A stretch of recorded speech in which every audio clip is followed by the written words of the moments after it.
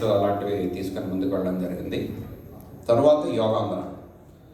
So నేను మూడు చెప్పిన ఘట్టాలు నాట్ గుడ్ యాజిటేషన్స్.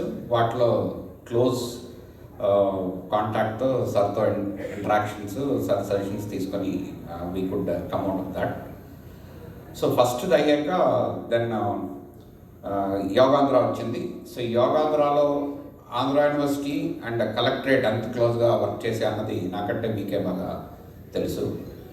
సో ఆ టైంలో నంబర్ ఆఫ్ మీటింగ్స్ యోగాంధ్రలో పార్టిసిపేట్ చేయడం జరిగింది. సో ఆ temperament, cool composed nature, it's a wonderful leadership. So దాని నుంచి కొంత నేర్చుకునే అవకాశం కూడా నాకు కలిగింది. సో దెన్ యోగాంధ్రం సక్సెస్ఫుల్గా అయ్యాక మళ్ళీ యూనివర్సిటీలో unfortunate incident and mega agitation జరిగినప్పుడు sir guidance was extraordinary. So first thing, don't mind అంటే మీ ఓతపదం ఒకటి చెప్తాను. ఫస్ట్ థింగ్ ఫోన్ కాల్లో nothing sir.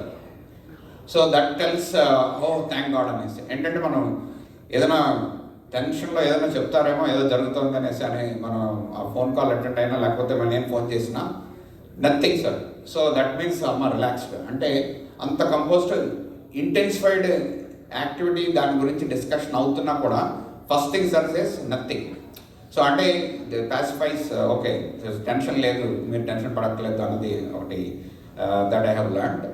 And he analyses and he gives suggestions. So ఆ రోజు కూడా definitely today it was a very peak. And so దాన్ని ఎలా హ్యాండిల్ చేయాలి, దాన్ని ఏ రకంగా దాన్ని రిజాల్వ్ చేయాలి అని దానికి సజెషన్స్ కమిటీ కన్స్టిట్యూట్ చేసి, so I'm really thankful for all the support అండి. So that is wonderful. So then తర్వాత సిఐ సమిట్ ఎంత ఎక్స్ట్రాడినరీగా చేశారన్నది ఎవ్రీబడి అప్రిషియేటెడ్. We all